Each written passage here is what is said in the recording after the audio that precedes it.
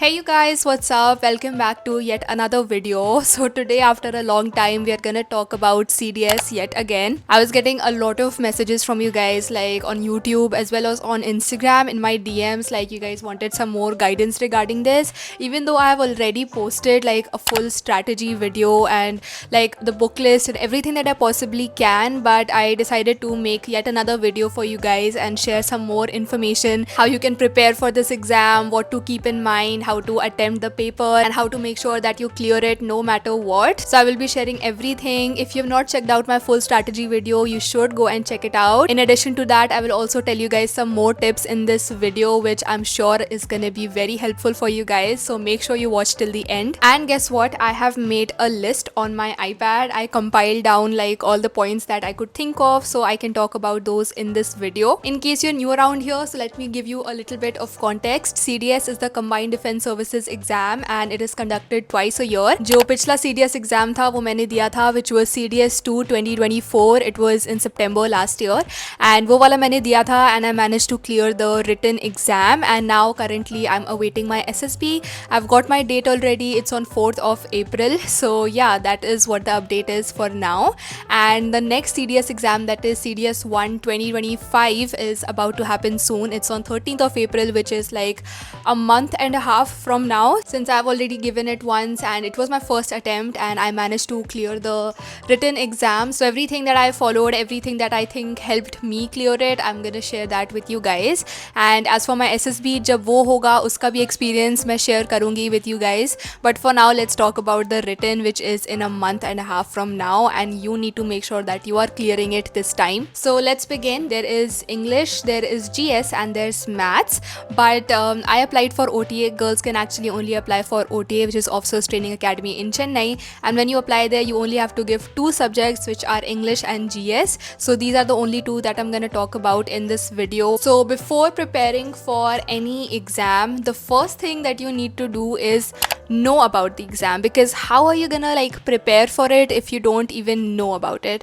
And how are you gonna know about it? By obviously going through the previous year question paper, which is available on the internet, and that is something mandatory. Like that is like step one. If you don't do that step one, I'm not sure how the rest of your journey is gonna follow, because you have to know what this exam is like, and that is when you can like strategize and create a plan for you and then follow it. So this is step number one, and you have to figure out what your goal is as well and study accordingly. Like we are not studying for fun, you know, or for knowledge that we can study any amount of books, कुछ भी पढ़ो, आराम से time लेके पढ़ो. We don't have that kind of time, and also हम लोग अभी like मज़े के लिए, knowledge के लिए नहीं पढ़ रहे हैं. For now, our goal is to clear this exam, a competitive exam. So हमें अभी सब कुछ नहीं पढ़ना है. We have to very methodically and strategically plan कि हमें exactly क्या पढ़ना है, किस पे time देना है, and जिस पे हम time दे रहे हैं उससे उतना आउटपुट एंड वो रिजल्ट भी निकलना चाहिए. And that brings me to my very first point, which is always see the input and output ratio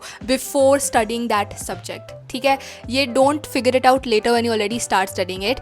ये आपको पहले ही डिसाइड करना है कि कितने सब्जेक्ट पे कितना टाइम देना है, and that you will decide on the basis of the information that you derive by analysing the previous year question papers.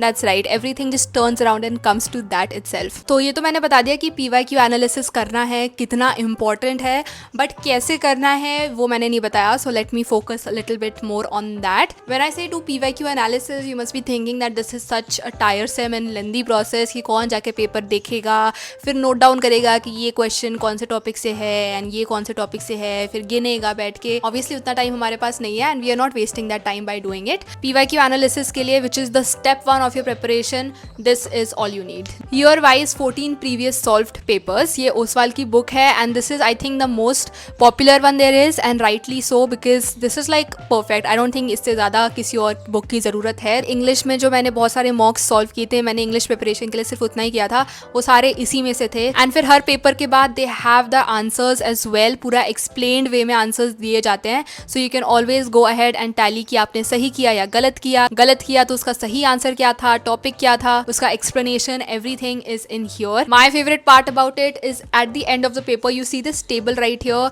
This table is such a savior. So her question के बगल में लिखा हुआ है कि कौन से टॉपिक से है, कौन से सब्जेक्ट से है. सो फर्स्ट क्वेश्चन वो रे ऑप्टिक्स चैप्टर से है, जो कि आपका 10th में आपका human I and the colourful world वाला जो चैप्टर है उसमें से आया है ये question. And topic name is defect in vision.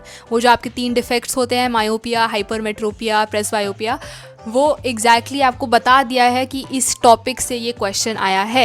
And ये आप देख सकते हो कि बार बार रिपीट हुआ है. So you have to make sure कि आप ये ऑप्टिक्स वाला करके जाओ डेफिनेटली. तो सारे क्वेश्चंस आपको दिए हुए हैं. जैसे क्वेश्चन नंबर 6 एटॉमिक स्ट्रक्चर वाले चैप्टर से आपका आया है. एंड टॉपिक कौन सा है? Symbol of element. Question 21 planning in India से आया है, नीति आयोग का क्वेश्चन है. तो बस आपको बस यही देखना है टॉपिक्स पीछे जा जाके कि कितने पेपर में कौन सा टॉपिक है जो बार बार आपको दिख रहा है कि यार ये तो बड़ा पूछा जा रहा है. सो यू ऑब्वियसली नो कितना ईजिली कि यहाँ से करना है. Not just that, there are also these mind maps which I find super helpful. पढ़ाई में सिर्फ पैराग्राफ फॉर्म में पढ़ के it gets very boring and वो information ज़्यादा टिकती भी नहीं है दिमाग के अंदर. For that you really need mind maps like this. For example ये ancient history का है. Step 1 यहीं से स्टार्ट करना है आपको प्रिपरेशन. एंड पढ़ाई होने के बाद अपने आप को टेस्ट करने के लिए जो मॉक्स भी आपको करने हैं पेपर यहीं से है. ठीक है, कोई भी एक उठाओ, टाइमर सेट करो एंड करना स्टार्ट कर दो. सो ये तो था GK 2018 से 2024 तक जितने भी पेपर्स रहे हैं. Then we have English study करने का तो most effective way that I personally think is through the previous year questions. इसके अलावा मैथ्स भी I have right here. If you are preparing for other than OTA जो बाकी की academies के लिए, then you need maths as well. वो भी है here with Oswaal. Oswaal is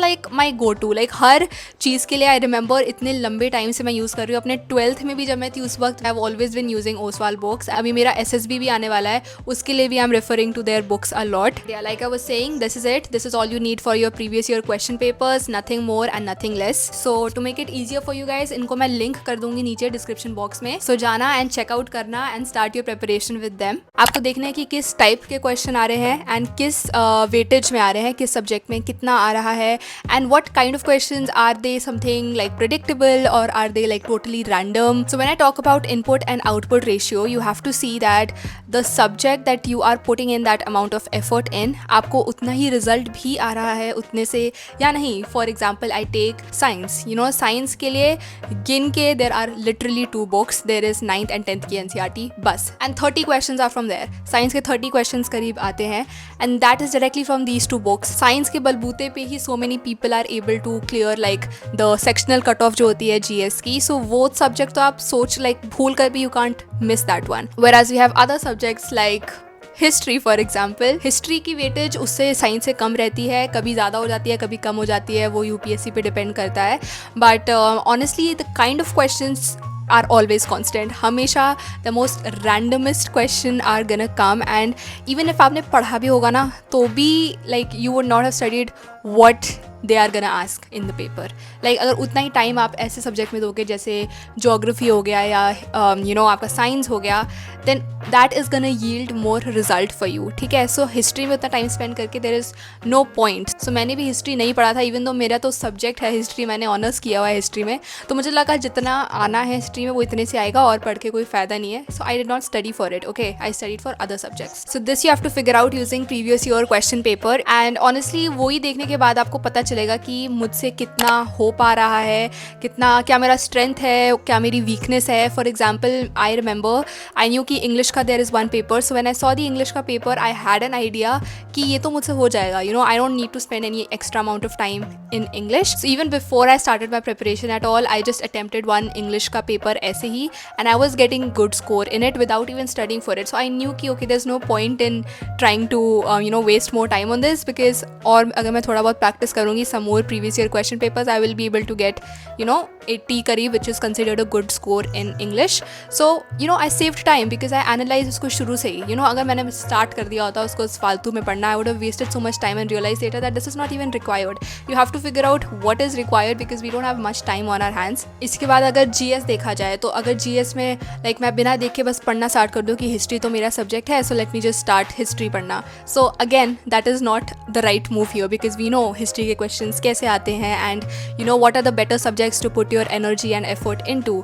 so you don't want to waste that time. So वही planning बहुत इंपॉर्टेंट है, किसमें कितना टाइम स्पेंड करना है, एंड वो प्लान आप अपना strength, weaknesses and question paper pattern देख के ही बनाओगे. And it is gonna be different for different people. It's not gonna be like one set pattern which is gonna be applicable to everyone in this country. वो नहीं हो पाएगा. So you have to figure that out on your own. उसके बाद next चीज़ is the book list. Now book list आपको बहुत ही लिमिटेड रखनी है because you don't have to study a million books for this exam. बहुत ही सेट बुक लिस्ट है जो कि मैंने आपको ऑलरेडी शेयर कर रखी है. Like just follow that book list to the T. You don't need anything more than that. थोड़े बहुत टॉपिक्स उसमें मिसिंग हो सकते हैं तो वो आप अलग से इंटरनेट पे जाके देख लो या ChatGPT पे देख लो. बट ऑनेस्टली आपकी स्टैंडर्ड NCERT बुक्स जो है those are more than enough. मैंने ऑलरेडी बुक लिस्ट पूरी शेयर करी हुई है उस लॉन्ग वीडियो में. एक शॉर्ट्स मैंने बनाया है, so you can check that out. As for आपका जो क्या रहता है पॉलिटी के लिए you have to do not an NCERT. वही एक एक्सेप्शन है, उसमें you have to do Laxmikanth. But that is a very thick book. You don't have to do all of it. There some limited topics and मैंने index page पे tick कर रखे हैं कि which topics you have to do and I have shared it in that video. So don't miss out. So यही limited ही रहेगा, इतना ही पढ़ना है बट बार बार पढ़ना है. दैट सेम चीज़, do multiple revisions of it कि वो आपके ब्रेन में एकदम इम्प्रिंट हो जाए. So that you always have to focus on. एक चीज़ जो मैं कहूँगी यहाँ पे, don't just focus on your weakness. You कहा जाता है कि अपने वीकनेस को इम्प्रूव करना चाहिए बट नॉट नाउ. अभी टाइम नहीं है वीकनेस इम्प्रूव करने का बिकॉज लाइक आई सेड हम लोग अभी मज़े के लिए या नॉलेज के लिए नहीं पढ़ रहे हैं. For now we are studying for clearing this exam. The sole purpose is to clear इस एग्ज़ाम का कट ऑफ हमको करना है. जितना ऊपर मार्क्स लाने हैं वही हमारा गोल है. सो उस गोल के हिसाब से don't focus too much on your weakness. वो आप बाद में कभी आराम से बैठ के उसको इम्प्रूव करना. बट आपका जो स्ट्रेंथ है उसको गलती से भी निगलेक्ट मत कर देना. Okay, English was my strength but that does not mean कि मैंने इंग्लिश बिल्कुल नहीं पढ़ा. ठीक है, मैंने अच्छे खासे पेपर इंग्लिश के सॉल्व किए थे and that truly help me out. So make sure कि आप भी अपना जो स्ट्रॉन्ग सब्जेक्ट है उसको और स्ट्रॉन्ग बनाओ. इतना स्ट्रॉन्ग बनाओ कि दोज लाइक उस सब्जेक्ट से जो मार्क्स आने वाले हैं ना वो तो nobody can take away from you at all. So if like science is your thing, 9th and 10th की जो NCERT है उसको एकदम रट लो एकदम अच्छे से. if geography is your subject, आपकी 11th की जो 2 NCERT है एकदम अच्छे से रट लो उनको. you have to know it very well. उसके बाद अपनी weaknesses को भी करो obviously, but weaknesses को do it in a very strategic way. just see कौन से टॉपिक से repeated questions है and उस टॉपिक के questions को definitely करके जाना. like economics I would tell you is not something I enjoy very much and I'm not like too good at it, but मेरे को चलो ठीक लगता है वो सब्जेक्ट. ठीक है, सो इकोनॉमिक्स में मैंने उतना भी ज़्यादा टाइम नहीं दिया बट फिर भी मैंने अच्छा खासा टाइम उसको दिया कि जो टॉपिक्स जो जिसमें से क्वेश्चंस आते हैं उन टॉपिक्स पे specifically I gave. For example like the 5-year plans, most of the years उससे क्वेश्चन आता ही आता है एंड आई प्रिपेयर दैट बहुत अच्छे से and the question came. 12th 5-year plan का गोल्स उन्होंने पूछे थे.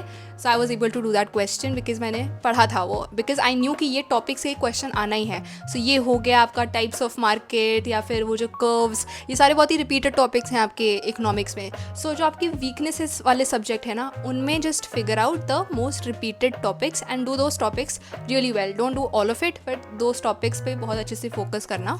सो this is how you strategise, how you have to like go about giving this exam. अभी बात करती हूँ कि एक्चुअली पेपर कैसे अटेम्प्ट करना है. ना लाइक पेपर अटेम्प्ट करना आपको कैसे आएगा अगर आप खुद करोगे घर पे बैठ के सॉल्व. मैंने बहुत सारे करे थे, आई रिमेंबर. मैंने अच्छे खास लाइक लास्ट के कुछ दिनों में तो रोज़ मैंने एक इंग्लिश एंड एक GS का पेपर मैंने सॉल्व किया था. So you will be so accustomed to it that by the time you are actually sat there giving the exam this is gonna be like so familiar to you. तो आपको इतना easy वहाँ पे लगेगा. You will be so well versed with it. Your time management will improve a lot in this way. So mock papers, do as many as you possibly can. One thing that I learned while doing these mocks is that keep your number of attempts high. This is a very very very important point that a lot of people do not understand. Maximum attempt आपने करने हैं. People are so scared of negative marking for I don't know what reason. I know it can sound intimidating but if you actually sit and think about it,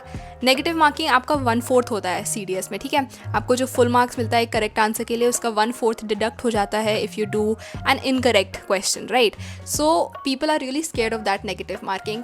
don't be.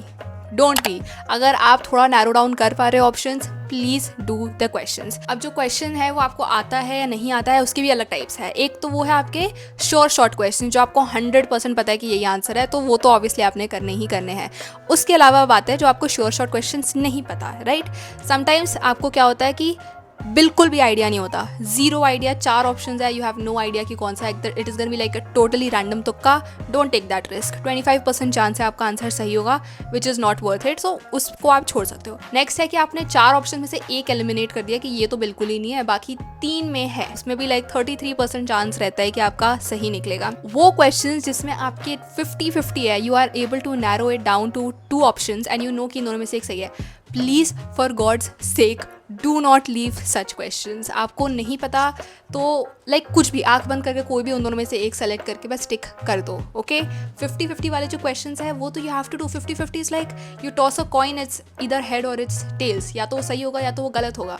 तो अगर वो सही होता है आपको फुल मार्क्स मिल रहे हैं, and गलत होता है तो सिर्फ 1/4 मार्क्स कट हो रहे हैं। That is a very good, मतलब अच्छा इंसेंटिव है, like you can get a full point for a correct answer. And नहीं हुआ सही तो 25% मार्क्स कट जाएंगे, 1/4 कट जाएंगे, विच is not that bad. So let's say अगर आपने 3 क्वेश्चन किए इस टाइप के 50-50 तुक्के मारने वाले क्वेश्चन, एंड उसमें से अगर 2 भी गलत निकलते हैं और सिर्फ एक ही सही निकलता है, तो भी आपका ओवरऑल स्कोर तो बढ़ ही रहा है ना, क्योंकि करेक्ट आंसर के लिए आपको फुल पॉइंट मिल रहा है, एंड जो 2 गलत आपने किए उसके 25% कट गए, फिर भी ओवरऑल आपका स्कोर थोड़ा इंक्रीज ही हो रहा है, right. So why would you not want to take that chance. Overall हमारा मकसद है कि we have to increase our score, and that is getting increase. And attempt ज़्यादा से ज़्यादा करना, बिकॉज आप अगर अटेम्प्ट ही मतलब कम करोगे, ऐसा तो नहीं आपकी बहुत ही अच्छी एक्यूरेसी है that you will score good, obviously कुछ गलत भी होंगे। सो लाइक अटेम्प्ट्स अपने हायर साइड में ही रखना। जीएस में कम चलेगा, ठीक है, but English, when I talk about English, please try to attempt, I would say try and attempt every single question, but I know सबके लिए नहीं हो पाएगा। So I would say at least 110 questions you should do. 120 होते हैं total, उसमें से 10 छोड़ देना, 110 तो अटेम्प्ट करना ही। जीएस में थोड़ा कम कर लेना, ठीक है, बट ये 50-50 वाले क्वेश्चंस हैं वो तो please for God sake do not leave. And जिसमें 33% चांस है सही होने का, वो भी अगर आप स्मार्ट गेस हो करके आप कर पा रहे हो, क्या आपको लग रहा है कि हाँ ये इसकी चांसेस थोड़ा ज़्यादा है, तो वो भी आप कर देना, ठीक है। Now I am just gonna talk a little bit about English, because in the previous video that I posted, the strategy video, उसमें मैंने इंग्लिश के बारे में ज़्यादा नहीं बात करी थी। सो when I talk about English, people were asking me कि कोई बुक सजेस्ट करो फॉर दिस। ऑनेस्टली होंगी बुक्स, ऑब्वियसली मार्केट में अवेलेबल होंगी CDS इंग्लिश के लिए, बट मैं पर्सनली मैंने नहीं की थी कोई भी refer. And to be very fair, I think the kind of questions जो आ रहे हैं इन इंग्लिश, आप बुक से पढ़कर वो कैसे कर सकते हो। Like the kind of English that is asked in CDS, just go and see the paper, it's not like, मतलब लिटरेचर इंग्लिश नहीं है वो, कि मतलब पोएटिक डिवाइसेस पूछ रहे हैं आपसे, लाइक या फिर विलियम शेक्सपियर की किसी पोएम का को डिसाइफर करने के लिए बोल रहे हैं, लाइक उसके लिए हाँ यू हैव टू लाइक पढ़ना पड़ेगा। बट इंग्लिश जो CDS में आ रही है, it is very colloquial English, जो आप बोल चाल की इंग्लिश होती है, the spoken English basically. So if your spoken English is fluent then you are good to go. Grammar वगैरह के क्वेश्चंस आते हैं, अब आप बोलोगे ग्रामर के रूल्स पढ़ने हैं, तो आप लाइक ग्रामर के रूल्स वगैरह मतलब पढ़ सकते हो इसमें, लाइक बुक से पढ़ सकते हो। And when it comes to like synonyms and antonyms, idioms, इतने सारे आप कितने याद रखोगे, है ना। सो वो मैंने ट्राई भी नहीं किया करने का वो। Plus sometimes the kind of questions are also change, sometimes they ask like foreign words, sometimes they ask कि which animal makes which sound, so you don't know कि आपके टाइम में क्या क्वेश्चन पूछा जाएगा। so I don't think it is good enough, like आपको इतना effort डालना चाहिए into this कि आप बैठ के लिस्ट पूरा लेके बैठे हो synonyms के, because there are endless आप लाइक याद करने बैठोगे तो बैठे ही रह जाओगे। सो आई डोंट थिंक उसका कोई फ़ायदा है। Your basic spoken English should be good, and that कोई आपको बुक से पढ़ के नहीं आएगा, that you have to build up yourself. अभी सिंस टाइम कम है and if you are lacking in this thing, then obviously हमारे पास इतना टाइम नहीं है कि हम लोग ओवरऑल अपनी इंग्लिश इंप्रूव करें। देन आपके लिए मैं सजेस्ट करूँगी कि आप इंग्लिश की कोई भी बुक ले लो। ऑनेस्टली मुझे लगता है सारी बुक्स लगभग सेम ही होगी, ज़्यादा फ़र्क पड़ता नहीं है। तो आप जाके देखना अमेज़ॉन पे, जो भी आपको ठीक लगती है आप ऑर्डर कर लेना, बिकॉज जो बेसिक ग्रामर के रूल्स वगैरह आपको बताएंगे या फिर वो हर जगह सेम ही होंगे। But to be fair, I don't think it is gonna make much of an impact, because again the nature of questions, like for me when I was doing the paper, I I mean, just read the sentence and you would know what is gonna come in that blank. Like sometimes I wouldn't even have to look at the options. I know what's gonna come here, and I'm gonna tick accordingly. So like I said, your spoken English, the colloquial English, you should be good, and that is something you can build up over time by talking in English. And this is gonna be like a good thing for you. आप ना इसको start करो. If you're not that confident in English, then please start learning it, because no matter हम जितनी भी गालियाँ दे दें English को कि ये बाहर की language है, western है, हमें हमारी राष्ट्रभाषा बोलनी चाहिए, because a lot of people have that defense and वो उसी में बंद के रह जाते हैं कि नहीं हम तो नहीं बोलेंगे. It becomes like their ego problem or something. But honestly English अगर आप खुले दिमाग से सोचो, it is a very important life skill. ठीक है, सिर्फ इसमें ही नहीं, इसके बाद आप SSB भी दोगे, उसमें भी पूरा प्रोसेस इंग्लिश में होता है. इंटरव्यू आप इंग्लिश में देते हो एंड एवरीथिंग. पूरा आपका कम्युनिकेशन स्किल्स इन इंग्लिश देखे जाते हैं वहाँ पे.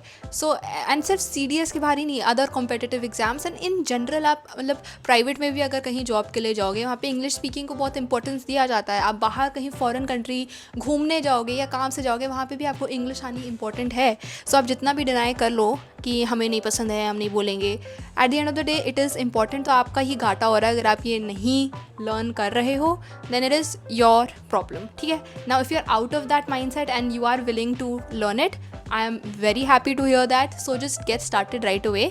एंड कोई भी बुक्स पढ़ के ये नहीं आएगा, जस्ट स्टार्ट स्पीकिंग. बस यही है, that's all I have to say to you. Start speaking. Overall अपनी इंग्लिश स्किल अच्छी करो. CDS में ही नहीं, आपको हर लाइफ के एस्पेक्ट में it is gonna help you out. But या अभी we are talking about CDS specific, तो मैं कुछ चीज़ें आपको पॉइंट आउट कर देती हूँ यहाँ पे. जैसे कुछ क्वेश्चंस हैं CDS के इंग्लिश में जो कि you can not miss out on those in English, क्योंकि वो इंग्लिश से ज़्यादा लाइक लॉजिकल क्वेश्चंस होते हैं, रीजनिंग टाइप क्वेश्चंस. मतलब जैसे वो PQRS या वो S1 S6 जो सेंटेंस रीअरेंजमेंट होता है, तो उसके लिए आपको जैसे you have to figure out कि लॉजिकल सीक्वेंस क्या आएगा, ये सेंटेंस पहले आएगा फिर ये आएगा, कि मतलब सीक्वेंस क्या फॉलो हो रहा है, क्या स्टोरी लाइन चल रही है. तो वो तो ज़्यादा इंग्लिश से रिलेटेड भी नहीं है, एंड दैट वो जम्बल्ड सेंटेंसेज आपको PQRS ठीक करने होते हैं.